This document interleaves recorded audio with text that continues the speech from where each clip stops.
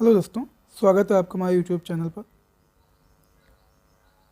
हम लोग अपने 2017 पीसीएस का जो पेपर कर रहे थे उसमें क्वेश्चन नंबर 62 तक कर चुके हैं पिछले भाग में।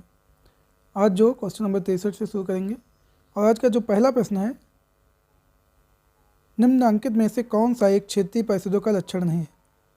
क्षेत्रीय परिषद के विषय में अगर हम बताएं तो ये संवैधानिक संस्था नहीं है, ये सांविधिक संस्था है। मतलब कि इसका संविधान में उल्लेख नहीं हुआ है, बाद में एक अधिनियम द्वारा इसको जोड़ा गया है, बनाया गया है क्षेत्रीय परिषद को। भारत राज्य पुनर्गठन अधिनियम 1956 द्वारा जो है इसको जोड़ा गया है क्षेत्रीय परिषदों को।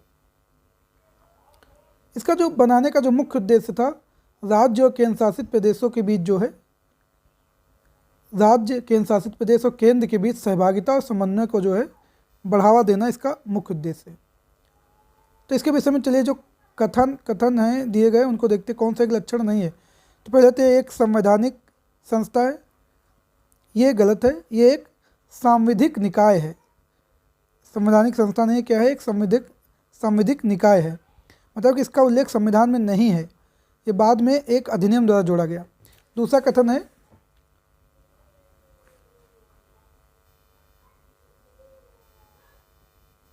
पांच क्षेत्रीय परिषदों की स्थापना का प्रावधान है।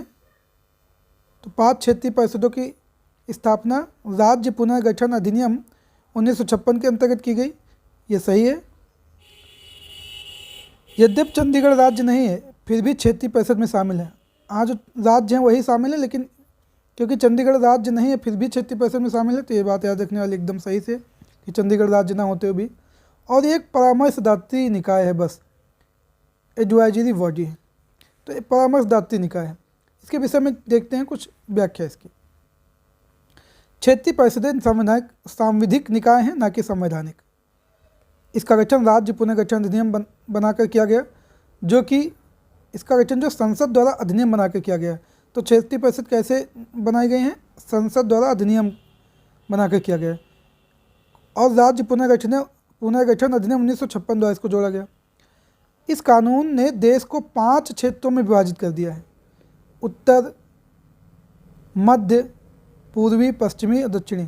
4 दिशाएं होती हैं, उत्तर, दक्षिण, पूर्व, पश्चिम, 4 ये, और एक हो गया मध्य क्षेत्रीय परिषद। 5 भागों में जो है इसको विभाजित कर दिया गया है। क्षेत्रीय परिषद का जो मुख्य उद्देश्य है, राज्यों, केंद्र शासित प्रदेशों और केंद्र के बीच सहभागिता और समन्वय को बढ़ावा देना। ये आर्थिक तथा सामाजिक योजना, भाषाई अल्पसंख्यक सीमा विवाद, अंतर्राज्यीय परिवहन जैसे विषयों पर विचार विमर्श तथा संस्तुति करती है। कौन कौन से आर्थिक तथा सामाजिक योजना, भाषाई अल्पसंख्यक सीमा विवाद, अंतर्राज्यीय परिवहन जैसे विषयों पर विचार विमर्श और संस्तुति करती है। केवल चर्चात्मक तथा परामर्शदात्री निकाय है। बाकी बाद में कि चंडीगढ़ राज्य ना होते हुए भी उत्तर क्षेत्रीय परिषद में शामिल है, जिसका मुख्यालय नई दिल्ली में है, उत्तर क्षेत्रीय परिषद का। अब बढ़ते अपने अगले प्रश्न की ओर।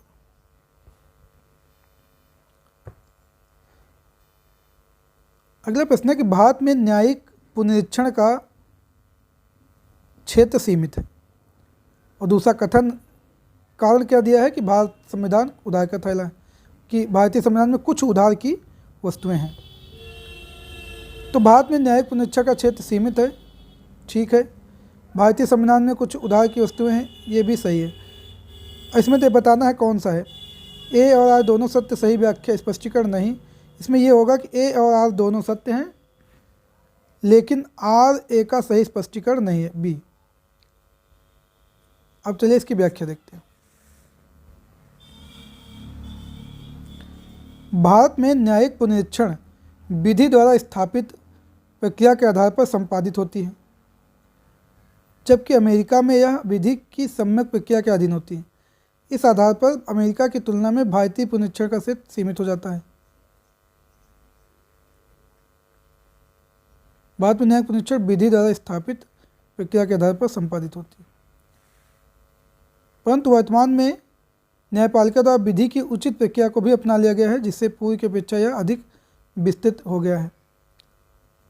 भारतीय संविधान में कुछ सुधार की वस्तुएं हैं, जैसे नीति निर्देशक तत्वों की संकल्पना आयरलैंड से ली गई है, संसदीय प्रणाली की ब्रिटेन से है, राष्ट्रपति में संघ की कार्यपालिका शक्ति तथा रक्षा बलों का सर्वोच्च समादेश नीति होना अमेरिका के संविधान से है। इस प्रकार की कुछ बातें जो दूसरे देशों के संविधान से तत्व जो संकल्पना है दूसरे देशों के संविधान से ली गई है। अगले प्रश्न की तरफ बढ़ते हैं।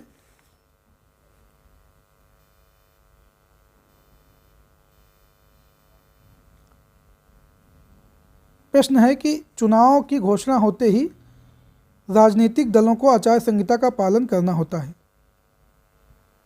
दूसरी, आदर्श आचार संहिता को संसद ने अधिनियमित किया।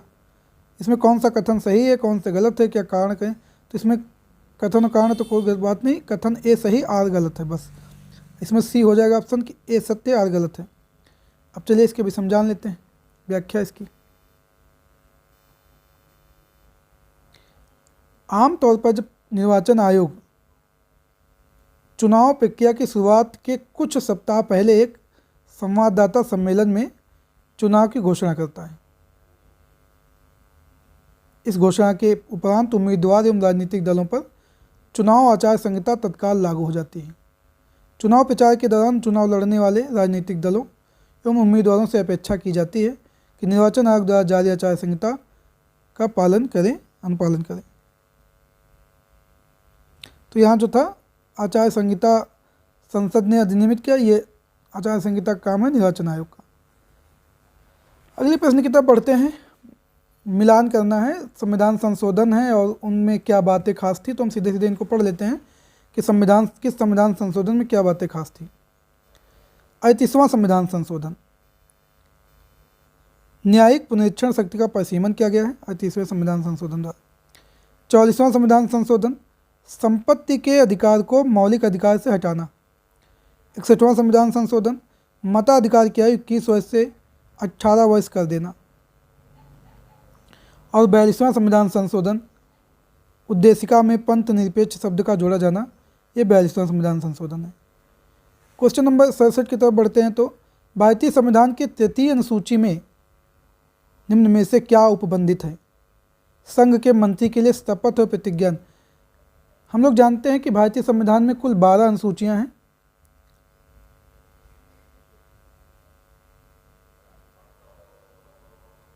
कुल 12 अनुसूची हैं और 22 भाग हैं। 22 भाग। संविधान की प्रथम अनुसूची संघ राज्य क्षेत्र है, द्वितीय विभिन्न पदाधिकारियों के वेतन और भत्ते हैं, तृतीय में है शपथ और प्रतिज्ञा। तो किसकी शपथ है? संघ के मंत्री के लिए पद की शपथ। ठीक है, सही है। कौन से क्या उपबंधित है? तो पहला उपबंधित है। दूसरा है भारत उच्चतम न्यायालय के मुख्य न्यायाधीश द्वारा ली जाने वाली शपथ का प्रारूप। ठीक है। भारत के राष्ट्रपति के लिए पद की शपथ के प्रारूप, ये गलत है बात। भारत के राष्ट्रपति के शपथ का प्रारूप है अनुच्छेद 60 में। राष्ट्रपति को तीसरी अनुसूची के तहत शपथ नहीं दिलाई जाती, इसको अनुच्छेद 60 के तहत शपथ दिलाई जाती। और नंबर 4 है संसद के सदस्य द्वारा ली जाने वाली शपथ। तो पूछा है कि नीचे दिए गए खोज का सही पे उत्तर चुनिए, कौन सा सही है? तो 4 नंबर तो हो जाएगा गलत, 3 नंबर हो जाएगा गलत। तो जहाँ जहाँ 3 है वो गलत हो जाएगा। 3 सही ना, 3 ये गलत हो गया। 3 वाला ऑप्शन ये भी गलत, 3 वाला मतलब सी बचा। चलिए अगले क्वेश्चन की तरफ बढ़ते हैं। कौन सा सुमेलित नहीं है? अर्थव्यवस्था की कुछ शब्दावलियाँ हैं, कुछ टर्म है उसके। नीति अनुमोदन प्रस्ताव, पॉलिसी कट मोशन, इसका मतलब क्या है? इसका मतलब है कि बजट की मांग को घटाकर, जो बजट लाया जाता है उसकी मांग को घटाकर 1 रुपया कर दी जाए। ये नीति, बजट की मांग को घटाकर 1 रुपया कर दी जाए। तो मांग घटाकर कितनी कर दी जाए? 1 रुपये। इसका मिलान इससे हो जाएगा। दूसरा है इकोनॉमिक कट मोशन, मतलब मितव्ययिता प्रस्ताव, बजट की मांग में से एक निर्दिष्ट राशि घटा दी जाए। तीसरा सांकेतिक प्रस्ताव, बजट की मांग में से 100 रुपये कम कर दिया जाए, सांकेतिक प्रस्ताव। और चौथा है लेखानुदान, बजट की मांगों को पूर्ण रूप से वित्तीय वर्ष के लिए पारित करना, ये गलत है। लेखानुदान क्या है? चलो देखते हैं। बजट के पास करने की प्रक्रिया बजट पेश किए जाने से इस पर चर्चा करने और अनुमोदन करने की स्वीकृति। तो जो बजट की पास होने की जो प्रक्रिया है, जब से बजट पेश किया जाता है और फिर इस पर चर्चा होगी, अनुदान मांगों की स्वीकृति होगी, विनियोग तथा वित्त विधेयक के पास होने तक चालू वित्तीय वर्ष शुरू भी हो जाता है, तब भी बजट पास नहीं हो पाता है। अभी जैसे 2023-24 का बजट आया है, अब इसके पास होते होते नया वित्तीय वर्ष लग गया है और नया वित्तीय वर्ष लगने से अब शुरू काम हो गया है। तो नए वित्तीय वर्ष में आगे खर्च करने के लिए अभी बजट तो पास नहीं हुआ, तो कुछ अनुमानित राशि पहले से रख ली जाती है, निकाल ली जाती है, जिसे हम लोग लेखा अनुदान कहते हैं। अब चलो पढ़ लेते हैं क्या लिखा है। सामान्यतः चालू वित्तीय वर्ष के प्रारंभ होने के बाद तक भी चलती रहती, जब तक संसद में मांगे स्वीकृति नहीं कर लेती, तब तक के लिए आवश्यक है कि देश का प्रशासन चलाने के लिए सरकार के पास पर्याप्त धन उपलब्ध हो। इसीलिए लेखानुदान के द्वारा विशेष उपबंध किया गया है, जिसके द्वारा लोकसभा को शक्ति दी गई है कि वो बजट की प्रक्रिया पूरी होने तक किसी वित्तीय वर्ष के एक भाग के लिए पेशगी अनुदान दे सकती है। तो कुछ पैसा दे देती है लोकसभा, जब तक बजट पास नहीं हो जाता तब तक जो सरकार का प्रशासन खर्च है उसी से चलेगा। इसे कहते हैं लेखा अनुदान। सरकार की कुछ योजनाएं हैं, पुरानी है, लेकिन चलिए पढ़ लेते हैं, बाकी हम किसी दिन नई योजनाओं के विषय में पढ़ लेंगे तो उसमें क्लियर हो जाएगा।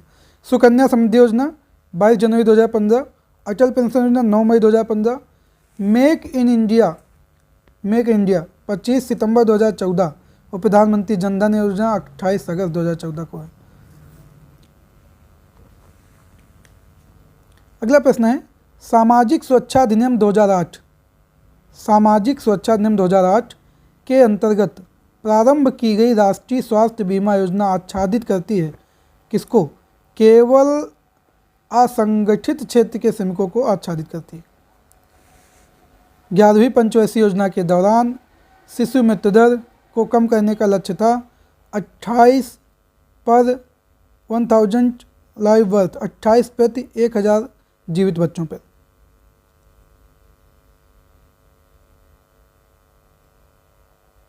अगले प्रश्न की तरफ बढ़ते हैं।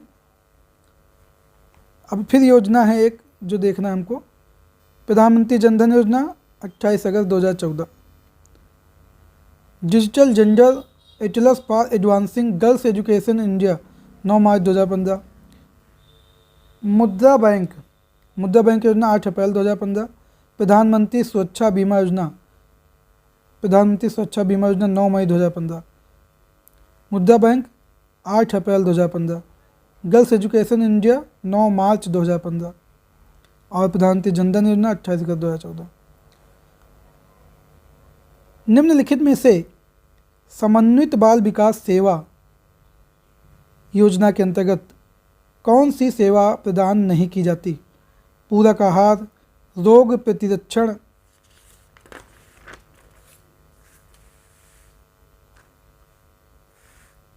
बच्चों को निःशुल्क पुस्तकें एवं विद्यालय विषय का वितरण, 3 से 6 वर्ष के आयु के बच्चों को स्वास्थ्य पोषण शिक्षा। तो ये नहीं दी जाती है ICDS के अंतर्गत। समन्वित बाल विकास योजना या एकीकृत बाल विकास योजना के अंतर्गत 6 वर्ष तक के बच्चों को इस योजना के जो है समन्वित बाल विकास योजना, integrated child development scheme ICDS, इसके अंतर्गत, या इसको कहते हैं एकीकृत बाल विकास योजना। इसका नाम योजना क्या है? समन्वित बाल विकास योजना या एकीकृत बाल विकास योजना। इसमें क्या क्या प्रावधान है? 6 वर्ष तक के बच्चों, गर्भवती महिलाओं तथा स्तनपान कराने वाली महिलाओं के स्वास्थ्य पोषण एवं शैक्षणिक सेवाओं को एकीकृत करने की योजना है। यह महिला और बाल विकास मंत्रालय के अंतर्गत 1975 में प्रारंभ की गई। इस योजना में बच्चों को निःशुल्क पुस्तक एवं पोशाक वितरण का कोई उपबंध नहीं, ये गलत हो जाएगा। 1975 शुरू है, बाकी लगी योजनाएं। अगले प्रश्न की तरफ बढ़ते हैं। बुलक कैपिटलिस्ट बैल पूंजीपति किसे कहते हैं? तो बुलक कैपिटलिस्ट या बैल पूंजीपति किसे कहते हैं? ये कहते हैं उन किसानों को जिनके पास कुछ साधन तो हैं पर धनाढ्य नहीं। उन किसानों को जिनके पास कुछ साधन तो हैं पर धनाढ्य नहीं। अगला प्रश्न है, निम्नलिखित में से किस वर्ष संयुक्त राष्ट्र संघ ने परम गरीबी की परिभाषा अंगीकृत की थी? संयुक्त राष्ट्र संघ ने परम गरीबी की परिभाषा अंगीकृत की थी, तो ये वर्ष है 1995 का। संयुक्त राष्ट्र संघ द्वारा वर्ष 1995 में परम गरीबी की परिभाषा को अंगीकृत किया गया था। परम गरीबी से तात्पर्य ऐसी परिस्थिति से है जिसमें मानव की मूलभूत आवश्यकताओं तक पहुंचना हो। परम गरीबी क्या है कि मानव की मूलभूत आवश्यकताओं तक पहुंचना, जैसे शिक्षा, स्वास्थ्य, आवास। मूलभूत आवश्यकताओं में क्या क्या शामिल है? जैसे स्वास्थ्य, अगर किसी का स्वास्थ्य भी दवा भी नहीं करा पा रहा, शिक्षा नहीं ले पा रहा, आवास नहीं है, सूचनाएं कुछ नहीं है, स्वच्छता नहीं है, शुद्ध जल और भोजन नहीं मिल रहा, तो इन सब का अभाव अगर है उसको तो परम गरीबी की परिभाषा के अंतर्गत आएगा। और इसको संयुक्त राष्ट्र संघ ने कब अंगीकृत किया? इस परिभाषा को कब स्वीकार किया? 1995 में। अगले प्रश्न की तरफ बढ़ते हैं। निम्नलिखित में से कौन एक वर्ल्ड इकोनॉमिक फोरम द्वारा ग्लोबल जेंडर गैप इंडेक्स वैश्विक लिंग अंतराल सूचकांक के आकलन है प्राचल के रूप में प्रयुक्त नहीं होता? मतलब कौन सा जो है वर्ल्ड ग्लोबल जेंडर इंडेक्स जारी करने के लिए कौन सा जो मापक है वो नहीं लिया जाता है? तो ये आराम, इसको नहीं लेते। शिक्षा, स्वास्थ्य और आर्थिक स्थिति को वर्ल्ड जेंडर गैप इंडेक्स मतलब सूचकांक बनाने के लिए इन तीनों का इस्तेमाल किया जाता है, आराम का इस्तेमाल नहीं किया जाता है। ये कोई मतलब नहीं इसका। अगला प्रश्न है, कृत्रिम उपग्रह से सुस्पष्टता से ट्रैक किया जा सकता है। कृत्रिम उपग्रह पृथ्वी से सुस्पष्टता से ट्रैक किया जा सकता है किसके द्वारा? डॉपलर प्रभाव द्वारा जो है कृत्रिम उपग्रह को पृथ्वी से भी ट्रैक किया जाता है। अगले प्रश्न पर बढ़ते हैं। फिजिक्स का एक सवाल है, एक सुरंग में 100 वाट क्षमता वाले 5 बल्ब लगातार 20 घंटे तक जलाए जाते हैं, संपूर्ण बिजली खर्च कितनी होगी? तो एक बल्ब की क्षमता कितनी है? 100 वाट। कुल बल्ब कितने चल रहे हैं? 5। तो मतलब एक सुरंग में 500 वाट जल रहा है। कुल क्षमता कितनी वाट की जल रही है एक साथ? 500 वाट एक साथ चल रहा है। कुल कितने घंटे तक जलाते हैं? 20 घंटे तक। एक घंटे में चल रहा है 500 वाट। विद्युत खर्च कितना निकालना है? कितने यूनिट? तो यूनिट निकालने का सूत्र क्या है? देखो, वाट गुणे घंटे। कितने घंटे चला? 20 घंटे। यूनिट निकालने का जो सूत्र है वाट, टोटल 500 वाट खर्चा बिजली हो रही। कितने देर तक खर्चा कर रहे हैं? 20 घंटे तक। 20 घंटे यूनिट निकालना है तो फिर 1000 से कर दीजिए भाग। ये भाग हो गया। 1 2 3 और 1 2 3, 3 जीरो ऊपर 3 जीरो नीचे कट गए, बचा 5 दूनी 10 यूनिट। तो कितनी बिजली यूनिट खर्चा हो रही? 10 यूनिट। मतलब जितने वाट खर्चा हो रही है, मान लो आप घर में 10 वाट का कोई बल्ब लगा है, 24 घंटे चलता है, तो वाट गुणे घंटा और बटे 1000 आपकी यूनिट निकल आएगी कितनी यूनिट बिजली खर्चा हुई है। तो ये प्रश्न संख्या 80 तक हम कर चुके हैं और इसके आगे हम अपने अगले वीडियो में करेंगे। तब तक के लिए जय हिंद, जय भारत।